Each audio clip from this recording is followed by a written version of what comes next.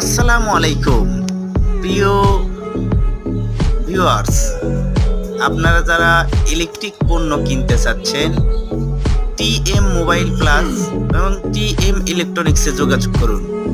TM ইলেকট্রনিক্সে পাচ্ছেন সকল ধরনের সোলার আইটেম, ইলেকট্রিক আইটেম,